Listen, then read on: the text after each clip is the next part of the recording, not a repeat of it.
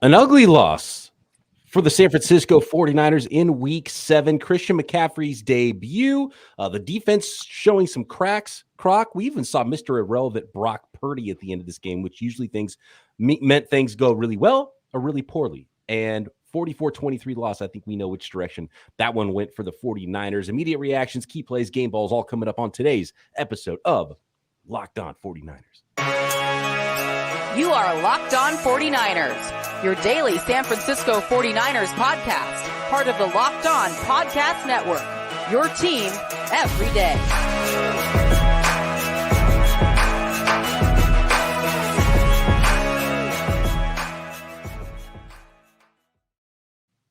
Welcome to Locked On 49ers. Brian Peacock alongside Eric Crocker at BD Peacock at Eric_Crocker. Thanks for making us your first listen every day here on the Locked On Podcast Network. That is what we do, your team every day. Today's episode brought to you by PrizePicks.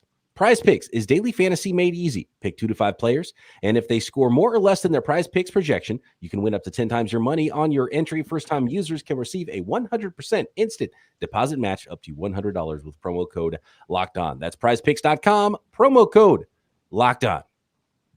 44, Brian Peacock. Hold on. 23, Croc. I have a question. Okay.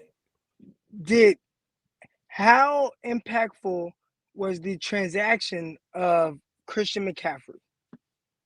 You had to go there. I was going to try to not go there because people already got mad at me during the game. I threw a little joke at the end about Christian McCaffrey scoring 3 touchdowns, and some folks don't want to hear it today. You had a thought, though. You had a thought prior to the game, and we had thoughts. We had thoughts prior to the game on the transaction of a running back and the impact that has on W's. And I just wanted to hear your point of view on how that played out so far. Now, we're talking about a few days in, very early in the process, but how did the impact of a trade for Christian McCaffrey with what you gave in, the money that you gave up, what that eventually will mean for players that you can retain, how did that look in this game? The one thing I will say is McCaffrey didn't play enough for his impact to be fully felt, and he did look good. Okay.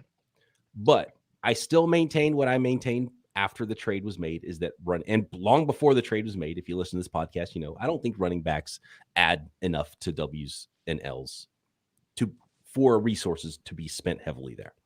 And I think we saw what that was today, because what is a really good running back going to do for the 49ers if the other team's scoring 44 points? And so that was my point.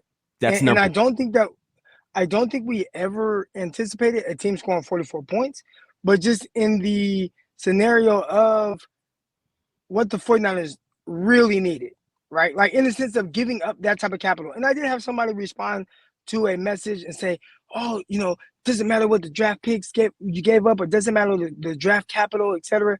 But just in the sense of the impact of a running back, because essentially that's what he is. He's a running back. Obviously, he can catch the ball out of the backfield.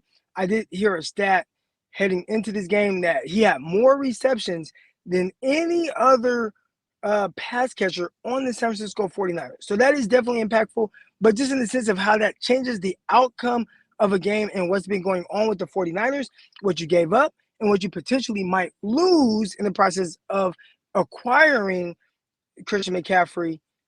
I just wanted to, just see what your thoughts were on what it initially looked like. Yeah, and I mean, so many comments in the chat here about different things. We're going to get into all of these topics here. To me, this is the big takeaway with Christian McCaffrey. Okay, look, you added a big-time weapon. When he has a full complement of touches on offense, maybe the offense is better. Maybe you play keep away. Maybe the game script goes different, and you have a better opportunity to win a football game. But if you're the 49ers, and you are truly going in, like this was their message. Hey, I love the aggressiveness. We're all in. We're all in to go win it. If you are the 49ers right now and you are all in, that means more moves are to come, right? Because adding weapons on offense was cool, but you're gonna have to get the best possible play from Jimmy Garoppolo. You're gonna have to help him have the best possible play with your offensive line and the playmakers, and you cannot give up 44 points on the other side of the ball. interior defensive line is looking like a problem right now until Eric Armstead and Kinlaw come back. Are they coming back? Will they ever be that for them this year? Into the future as well, there's big questions with free agency and, Kinlaw's chronic knee injury. So you could make a long-term move at defensive tackle. Now you start to really deplete yourself. Do you have enough left to go make a move like that? Right. And so cornerback could potentially become a problem. I want to start there actually, Croc, really quick with you, because looking at this game, one of the big plays in the game, and I've seen a few folks try to figure out what was happening there. I am not a defensive or cover guy guru as you are, Croc. What happened on the big play to Marquez Valdez-Scantling? That felt like one of the biggest back-breaking plays in this game. It looked like he expected to have safety help over the top, and he did not.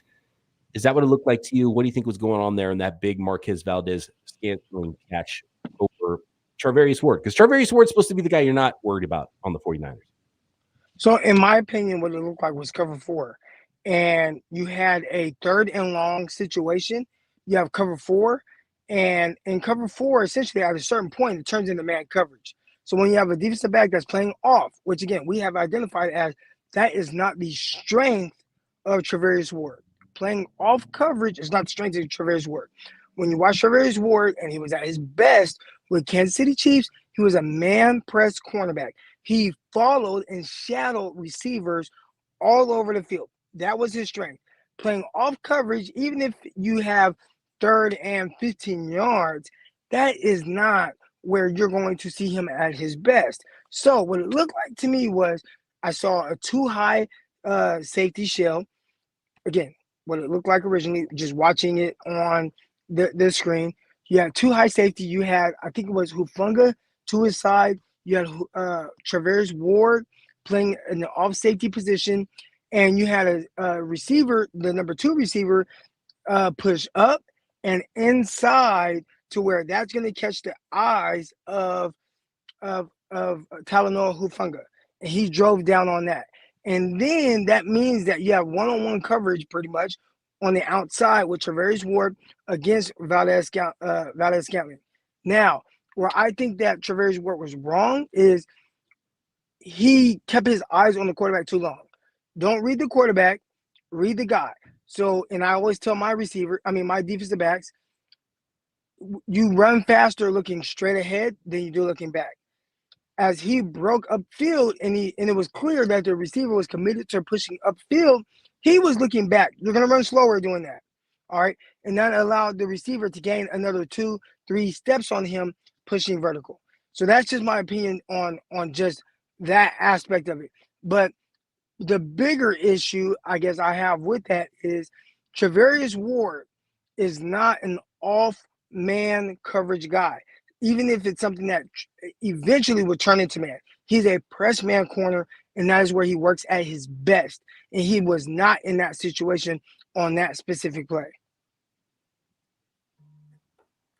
There's a comment here that I've got to address, and it's about the 49ers linebackers. And I thought it was a really interesting comment. And now I can't find it.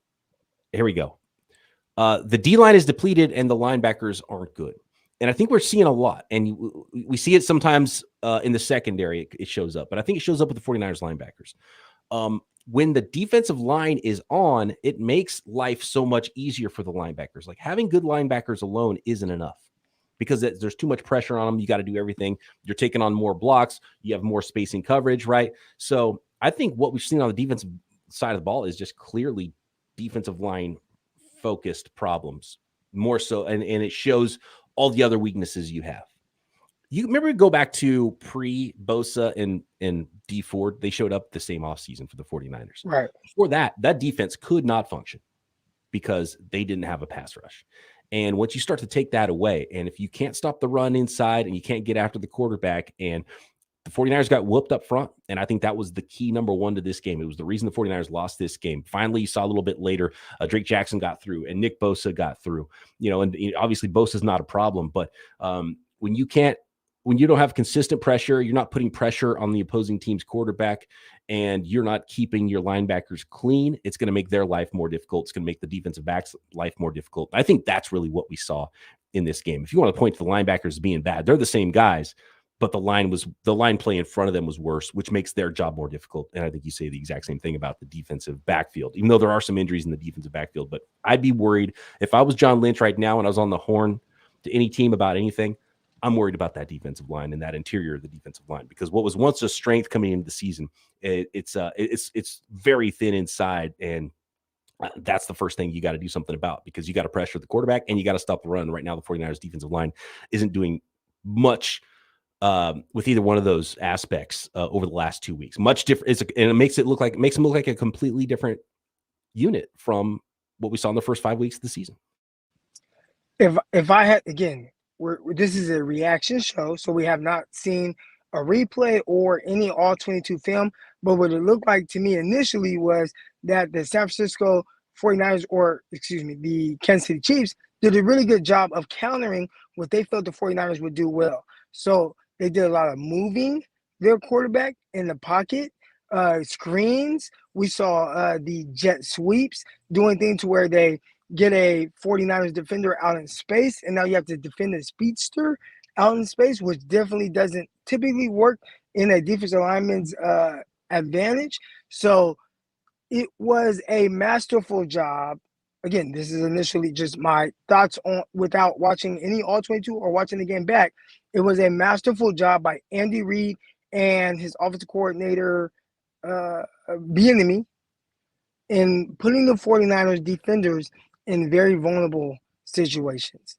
They didn't just sit back, hey, we're just going to drop our quarterback back 3 steps and let your, or 5 steps, 3 to 5 steps, and let your defensive line get to him. No, we're not going to do that. We are going to move him in the pocket. We're going to do some sprint right stuff. We're going to throw this ball to number 83, whoever he is, and get the ball to him in space. I thought they did a really good job of doing things to where they were moving the pocket and then the screens to play off of that to put the 49ers pass rush at a disadvantage. One big question I'm seeing a lot of is how much of this blame do you put on Jimmy Garoppolo? How much blame do you put on Kyle Shanahan or DeMeco Ryans? This is the first time we've seen some finger pointing towards DeMeco Ryans, and I've seen a lot of it today after this loss. We're going to get into that, maybe a little bit more about Christian McCaffrey, and just put our scouting hats on and how he looked. Take away the trade aspect of the thing. How did he look in a 49ers uniform? And Brock Purdy making an appearance in this game. We'll give out some game balls today. I think there's some worthy game balls as well from week 7 coming up next. This episode in part brought to you by Prediction Strike, the world's first sports stock market. You can now invest in professional athletes. That's right. Just like stocks, it's a lower risk alternative to sports betting, and athlete prices move based on performance and supply and demand. So if you invest in, let's say, if you invested in Jalen Hurts a year ago, you'd be up 48.2% right now.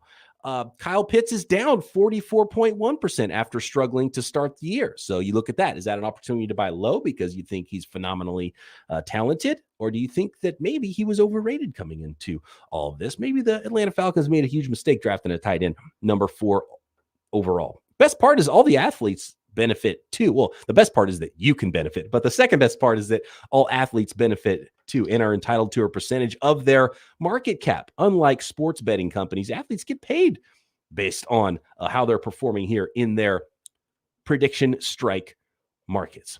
Download the Prediction Strike app and use code LOCKED. That is one word, LOCKED, for a free share when you sign up and make your first deposit of $20 or more. That's promo code LOCKED for a special one-time giveaway. Prediction Strike will choose one person who signs up with code LOCKED and makes a deposit to win 100 free random shares.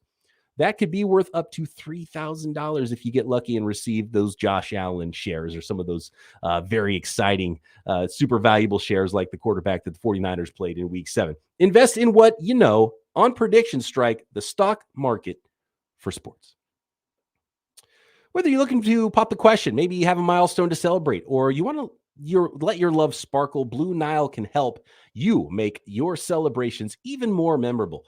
As the original online jeweler, Blue Nile offers the largest selection of independently graded diamonds and pieces priced significantly below traditional jewelers. My favorite part of Blue Nile is the they can help you, because I'm terrible at figuring out what kind of gift to buy when I'm trying to find something for a special woman in my life, whether you're trying to take your relationship to the next level, pop the biggest question, or maybe you just want to buy something for mom. There is jewelry experts on hand 24/7, available via phone or chat to help you find a memorable gift at every budget. Make your moment sparkle with Blue Nile. Go to BlueNile.com and use code LOCKEDON to save $50 on your purchase of $500 or more. That's Blue Nile, BLUENILE.com.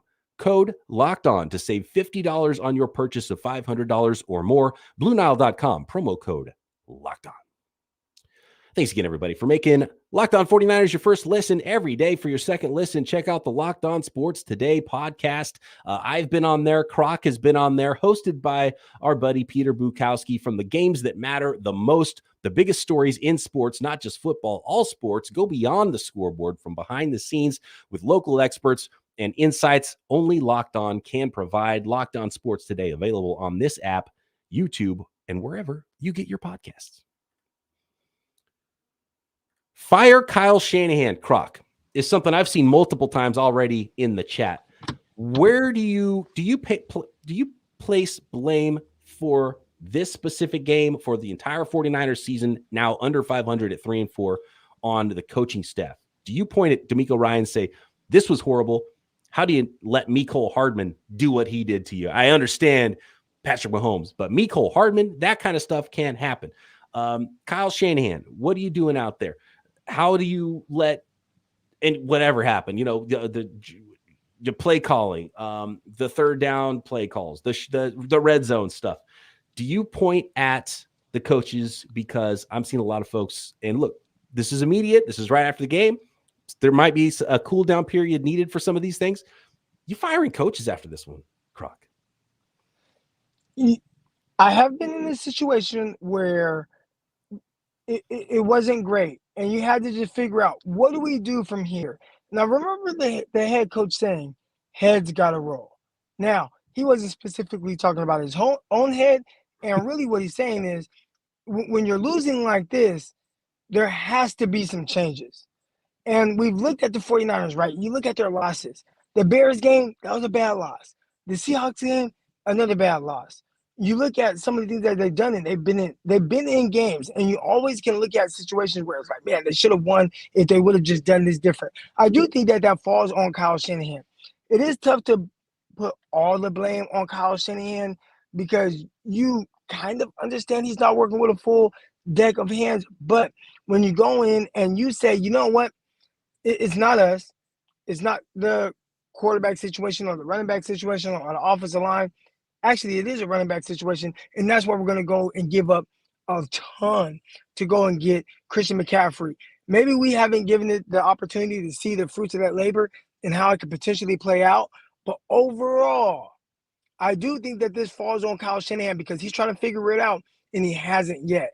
When you lose like this, I know a lot of fingers are going to be pointed at DeMeco Ryans, but DeMeco Ryans, even in losses, has done a masterful job. We watched this team against the Denver Broncos give up 9 points. We watched this team give up very minimal points to opposing teams and give this offense an opportunity to win, and they could not do it. There will be a letdown defensively at some point. Is your offense good enough to overcome that? It wasn't good enough last week, and it wasn't good enough this week. I think as it pertains to Kyle Shanahan and how we view him, I'm a little bit stocked down on him right now, because he was supposed to be the offensive guru. He's supposed to be the guy that can really change the forecast of everything that's going on offensively. And right now, I'm not seeing it. I am seeing a team that relies entirely on their defense to win them games. And if the defense does not show up, the offense has zero chance to win the games. I do think that falls directly on the shoulders of Kyle Shanahan. Yeah, I agree. You stock down, sure, and that's totally fair. And whatever happens with your franchise, you have to point to whoever's at the top making the decisions. And especially when things that seem to be letting you down most of the time is the offensive side of the ball, and that's his specialty. Fire Kyle Shanahan. I mean, that's not even an option. That's an off-season conversation. I don't think his seat really even gets warm until next year. And a lot still for his career, his coaching career is going to base with the 49ers, at least, is going to be based on what happens with now Christian McCaffrey into the future, but especially with the quarterback that they spent so much to get. Those, all those resources put into those two spots, is Trey Lance the next dynamic quarterback in the NFL and unstoppable with Christian McCaffrey next to him next year, right? That's going to be the expectation. And that's when seats get hot. If that doesn't look like that, I think in 2023, this year, look, it was a good team. I think this is the right take. Shout out to Alex, who says this game would be a lot easier to stomach. Good Kansas City team if we took care of business against inferior teams like Chicago and Denver. And I 100% agree with that. Like the 49ers could have been 6-0 coming into this. And it's like, oh, well, there's one hiccup against a team that might be in the Super Bowl. Who knows in Kansas City. Now, you still want to play better against those teams. If you think you're going to win a Super Bowl, you have to be able to beat teams that also might be in the Super Bowl, right? And the 49ers after this game, I did not feel like they were in the tier, anywhere near the tier that the Kansas City Chiefs are in. Did you feel that way, Croc? Like, do you think if they, there's a couple of things that bounce funny, they run it back, the Niners are going to beat them next time? I don't get that vibe. No, and I think that was my tough problem with this game.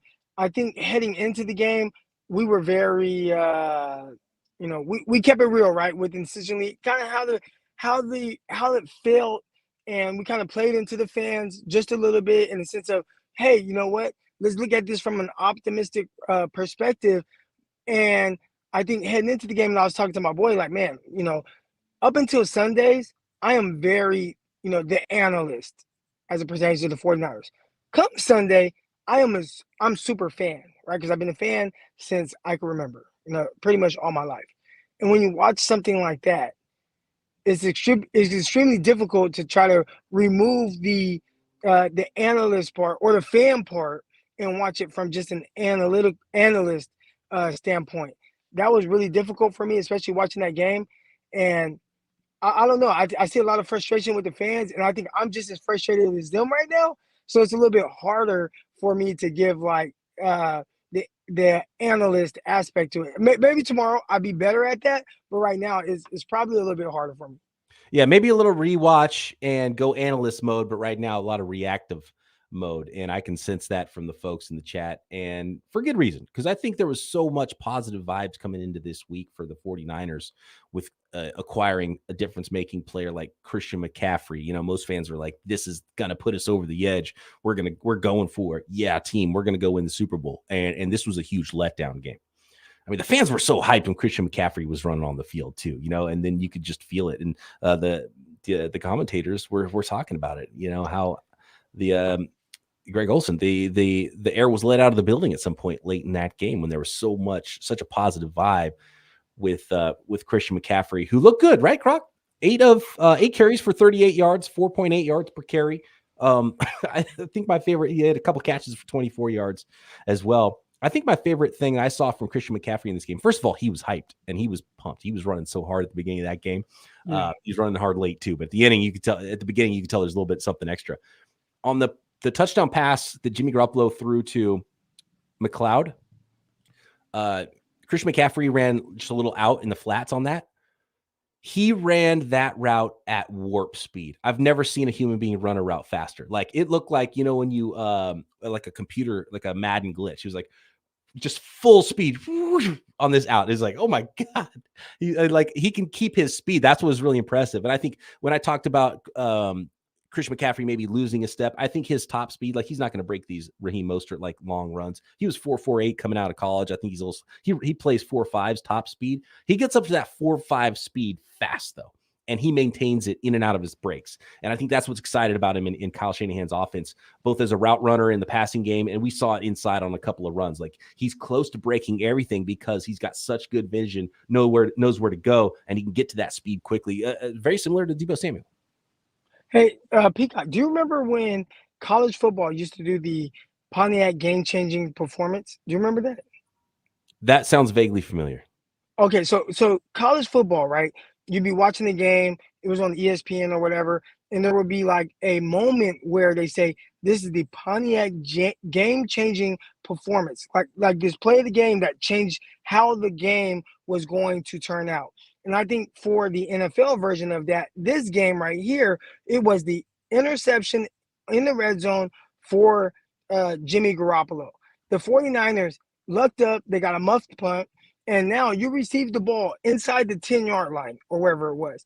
And you follow that up with an interception. So not only do you, there were no more points on the board for the defense, but that was a missed opportunity to put points on the board for the offense. And I think that was a huge opportunity for offense, and that really changed the dynamic of a game. You could see at that point the 49ers defense was kind of holding on, where it's like, man, this offense we're going up against, this is extremely difficult for us at this very moment. So offense, can you help us a little bit? And you got a gift from the special teams unit. Shout out to Samuel Womack, who recovered the muffed punt. But you rewarded the special teams unit by throwing the interception. And that was extremely difficult for this team. And again, that didn't result in points for the Kansas City Chiefs, but it resulted in 0 points for the 49ers in a situation where that should have been a big advantage to you. You were looking, if you are the offense that you want to be, you get 7 in that opportunity. They did not. They got 0. And that changed a big dynamic of this game. That was the biggest play of the game. That was the game changer right there. The 49ers should have gone into halftime with a lead, and just that whole sequence of, okay, we're kicking a field goal. Nope. Now you have to punt because of the penalty. Then they muff a punt. It's like, oh, this is found money. Go into halftime, score a touchdown right here now, and then that doesn't happen. Then Mahomes and the Chiefs go down the field lightning quick. Mahomes almost throws an interception, which people are forgetting about. There was a couple of one interception plus another big-time turnover-worthy throw. Fred Warner almost looked like the pick and the stick play, right? And he could have taken that back to the house. He didn't catch it. Luckily, though, that there were no points, though, for the Chiefs either, so nobody scored there. But that was a huge play, and again, like letting the wind out of the sails and not capitalizing when you really need to capitalize. And when you've got somebody on the other side like Mahomes and the Chiefs that can put up 44 points on your defense, you've got to take advantage of every single opportunity, and the 49ers just didn't. And that was the hugest play thrown. I mean, red zone interceptions just can't happen anyway. Especially when you're going up against an offense like Kansas City. You can hold on for as long as you can. We saw this in the Super Bowl, right? What happened in the Super Bowl? The 49ers held them to 10 points, heading really midway through the fourth quarter, and then all of a sudden you give up 21 points. So you know what this offense is capable of, even without Tyreek Hill. They can put up points in bunches. So you have to do everything you can to make sure that doesn't happen, including scoring offensively when you are gifted a great opportunity. And I did not think they did that. Yeah, and Wick says Mahomes is the best quarterback in the NFL. And that's the difference. Jimmy Garoppolo and Patrick Mahomes both have maybe 2, let's call it, they each had 2 turnover-worthy throws in this game. But Mahomes can make so many big plays and can come at you in a wave and overcome it. The 49ers can't with Jimmy G at quarterback, right? And you're not going to come back 3 scores down with just the running game. I will say this, though, Peacock. I don't even think it was so much that, oh, man, Mahomes is just so great, which, yeah, he made some throws. Mm-hmm. I think it was on this day, Andy Reid and Bieniemy were better than DeMeco Ryans. So if that's the case, all right, Kyle Shanahan, I need you to be the guy that we pay all this money to with all these weapons, with Deebo Samuel and Brandon Ayuk and George Kittle and Kyle Juszczyk, who did very well, and Christian McCaffrey and Jeff Wilson. Let's not forget Jeff Wilson in this scenario. If they're going to do that offensively and they're going to have their day and they're going to be better than your defensive coordinator, we pay you a lot of money, Kyle, to at some point be better than them. And we are yet in 3 games now. The game that was 35-0, whatever it was at halftime, early on in Kyle Shanahan's tenure, the Super Bowl, and now this game, we are yet to see Kyle look like the better play caller and the more prepared offense than what you're getting from the Kansas City Chiefs. We have not seen that yet. And that's tough. That's tough on the defense when you're playing against that caliber of an offense. There's one player, Croc, that is actually looking like he might get the award of GOAT, and that doesn't mean the greatest of all time, the bad kind of GOAT. and it's not even Jimmy G, who usually takes the brunt of these things. It's not even Kyle Shanahan. It's not D'Amico Ryans when the defense gave up 44 points. There's another player that seems like the most hated player on the 49ers roster after this game. We'll get to that next. We'll give out some game balls as well. I think we will give out some game balls. But first, I want to let the folks out there know about PrizePicks. PrizePicks is daily fantasy made easy. How does it go? It's super easy. You pick 2 to 5 players, and if they score more or less than their PrizePicks projection, you can win up to 10 times your money on any entry. Next week, I have a feeling, Christian McCaffrey, you're going to want to pick his more than stats than whatever the projections are at PrizePicks. He's going to be used heavily in this offense. No competing against other people. It's just you versus the projections available. So no big pool of sharks you're playing against. You just look at the projections and say, hey, this player's not going to come close to putting up that many yards, or this player's going to go way over that. PrizePicks offers projections on any sport too. It's not just NFL. We're talking about college hoops, college football, PGA. We've got soccer, WNBA, esports, motorsports, combat sports, disc golf, even cricket, and more. Entries can be made in 60 seconds or less. It is super easy, and withdrawals are fast and safe. And currently, PrizePicks is operational in over 30 states and Canada. So download the PrizePicks app or go to prizepicks.com to sign up and play daily fantasy sports. First-time users can receive a 100% instant deposit match up to $100 with promo code LOCKEDON. If you deposit $100, PrizePicks will give you $100. If you deposit $50, PrizePicks will give you $50. Don't forget to use promo code LOCKEDON at sign up for an instant deposit match up to $100.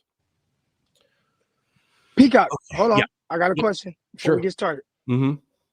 This game is not solely on Kyle Shanahan. I know I'm putting a lot on his plate, but we have seen D'Amico Ryans be excellent, and still you lose the game. Why can't at some point we look at a game and say, you know what, the defense was not good at all, but Kyle did his thing and we were able to win because of Kyle Shanahan? Why is there never that type of conversation? Kyle Shanahan has not, for the credit he gets, and I do believe he's a good coach and he's a really smart guy and a good offensive coach. But for the credit he gets, where has that been? Where's that Kyle Shanahan? Because like a lot of people love stuff that he designs, and you'll see it on Twitter. You'll see a breakdown on a national TV show where one of the film gurus is like, "Oh, I love this design from Kyle Shanahan. Did this and that, and this guy's wide open. Love that." But where's the flex? Like those are fine plays. Where's the flex game from Kyle Shanahan, where he goes head to head with somebody who's like, "You just got out coached, and we just torched your ass." That doesn't happen. That doesn't happen. And I feel like that's got to happen sometimes if you are that good of an offensive coach, especially. You go up against Bill Belichick and you torch him for 35 points. You know, you go up against Andy Reid, they put up 44, you put up 44. That kind of a game. Those games don't happen for Kyle Shanahan. The 49ers honor the 2012 team. And I believe it was either 2012 or maybe even 2013 when the San Francisco 49ers went up in East Coast to the New England Patriots, and it was a shootout. Essentially ended up being a shootout between the 49ers and the New England Patriots, right? And it was a combination of offense and defense, but it was a big part of the offense picking up the defense. Where it's like, okay, you're playing against Tom Brady. You're playing against a team that can be very high-powered. We're going to do everything in our power offensively to help you out. Where is that balance with this team right now? We have not seen that. And when you're paying a coach and he's an offensive guru and he's this, that, and the other, and he trades for Christian McCaffrey, and I know it's early on, and I'm kind of being a little, I guess, emotional about it, because I said I'm going to talk on this podcast like it's you and me. Like if me and, let's say we got Dennis Calhoun in the chat right now. If me and Dennis Calhoun were talking in the chat, I would talk to him like this, right? Where is that offense? Where's the offense that when defense, you're having a down moment, I am going to pick you up and I'm going to help you out, whether that's getting first downs to keep drives going. Where is that offense? We have not seen that version of the offense this year when it was needed. I totally agree. I totally agree. And that's totally fair. And that's not saying, got to fire this guy, got to fire this guy, got to bench that guy. But you're looking around like, where is it? Where's that game? Where's that elevation? I want to see more of that. I want to see any of it in some cases. And like, if the answer is like, oh, we got to run the ball better, that's not a good enough answer to me, Croc. Is that a good enough answer to you? Or offensive line. And, I know I see the offensive line. I see Trent Williams. He's our guy. Trent Williams, one of the best offensive linemen in the league. He gives up a sack. It results in a safety. And everybody's going, oh, Trent Williams, this and that. And it's like, well, okay, that's a bad play. But figure it out, offense. Figure it out. And they just can't. It's very difficult because I know that every game isn't going to go exactly as you plan. You can draw up the diagrams and, hey, this is our game plan defensively and offensively. It's not going to go as planned. But can you overcome some of those issues? And I look at these games early on and how the defense is played. The offense didn't have their back. We look at this game, and I'm not saying the offense was trash, but they clearly weren't even close to good enough to being able to keep up with an offense that we knew. We knew that this offense, it can be very high-powered, and it can be very difficult to stop. And we know Andy Reid, when you talk about the top play callers in the league, he is at the very top, right? Like Andy Reid is at the top. So you need your offense to be able to help them out, and it's not there. It's not there, Peacock. And that is tough. And so when you add a Christian McCaffrey, my question is, well, okay, you add Christian McCaffrey, but you're adding him to a group of players who we have identified. These guys are good. George Kittle, Deebo Samuel, Brandon Ayuk, Kyle Juszczyk, and Jimmy Garoppolo, who people say all he does is win. Well, that's already a really good group. And if you can't score with that group, okay, you add a running back. How much does that incorporate to the wins? And even moving forward, we're talking about 4 or 5 games down the line. How much difference does it make to have a Christian McCaffrey as it pertains to wins when at some point you need your offense to be able to carry you? It's tough. And now you hear my frustrations pour out a little bit. I'm being a little bit more. Again, I said, I'm going to talk like it's me and these people and the people in the chat and our folks on Twitter. I'm going to talk like it's us talking in a room. If you were next to me, and this is what it sounds like. It's very frustrating. Frustration is high. Croc is feeling it, as are most of the folks in the chat right now. And I said a minute ago, Jimmy wasn't even the most hated. Dennis says Jimmy's the most hated. The name I've seen even more is this one, Mike McGlinchey. Mike McGlinchey needs to be benched. What do you think, Croc? If you bench Mike McGlinchey, and by the way, Trent Williams taking a lot of heat for the safety, which is definitely on him. He got straight up beat a little bit on Jimmy. Got to get rid of it. You can't, if you get intentional grounding in the end zone, it's a safety too, so he's got to be out of the pocket and able to throw that ball away. Nobody was open. There was a lot going on that play. That play I'm not putting all the way on Jimmy. But like Trent Williams is not 100% clearly. He talked about he had the high ankle sprain last year during the playoffs, and he said this offseason that he probably shouldn't have been playing, that Colton McKivitz would have been better. But guess what? Colton McKivitz is also hurt. And we saw what Jalen Moore did in some very limited action with the 49ers at left tackle. You don't want that. If you bench McGlinchey, Trent Williams is hurt and he's not in there. Who do you have blocking? So there's like no answers for that. Maybe that's where you need to go. But McGlinchey, a free agent, I don't know if he's somebody I would pay offensive tackle money to going forward. Dre says Brendel bad as well. It's tough. There are some holes in this 49ers football team. When things are going well, it's hard to see some of them. When things go poorly, you kind of see all of them. And that's what we got going on right now. It's the old SVU TV show, right? When they put the black light on in the room, that's what happens in a game like this. You're like, oh my God, okay, what happened here? That's what the 49ers roster is right now. And you think it's this amazing, glistening roster. Then you add Christian McCaffrey to it. Everyone's hyped. And this was the wrong team to run into, the Kansas City Chiefs, I think, in week 7 to take away all that goodwill. And now you start to see problems everywhere. Offensive line, defensive line, cornerback, quarterback, coaches on both sides of the ball. I don't think the 49ers are as bad as they look today, but this was definitely an eye-opening moment for a lot of fans that maybe were feeling a lot different about the overall football team just 24 hours ago. You said that it was an eye-opening game, when you're looking at this team to get back on track, but I think it was more so an eye-opening game in the sense of the reality of where this team is right now. And they're 3-4 right now. And I don't want to hit the panic button. We saw this team 3-5 last year, and they went to the NFC Championship game. So there is that. Yeah, And they're half a game ahead, and they went to the NFC Championship game. So everybody remember that. That's what I lean on, where it's like, all right, they will at some point figure it out. But there are some big issues, and even more issues than that 3-5 team last year. They didn't lose the games that you expected them to win. They didn't lose to a Bears game. I get it. You got the monsoon going on. They didn't lose to that Broncos team when your defense only gives up 9 points. They didn't lose. Like the losses weren't as drastic as what we've seen so far. And right now, they're having to figure it out. We talked about an identity last year. What is the identity this year? And I don't think it's just being able to run the ball better. I think it is an identity in the sense of their philosophy as a team, as offense, defense. You have to figure it out. And Kyle Shanahan, and we talked about this, and people say, Croc, you're being too dramatic. You're being too hard. No.